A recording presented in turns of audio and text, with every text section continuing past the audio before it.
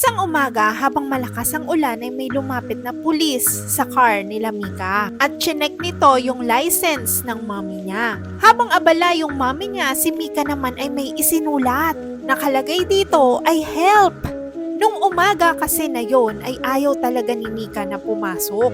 Late na nga siya nagising at nagtalo sila ng mami niya dahil tamad na tamad talaga siya pumasok nung umagang yun. Kaya nga kahit kinakausap siya ng mami niya ay hindi ito sumasagot. Nung nadaan sila sa checkpoint ay biglang may humarang na pulis. Hiningi lang nito yung license ng mami niya upang i-check. Habang abala yung mami niya sa paghanap ng lisensya ay biglang nagsulat si Mika. Kinumusta pa nga siya ng police officer. Sumagot siya na, "I'm not okay." Sabay pinakita ang sinulat niya na help.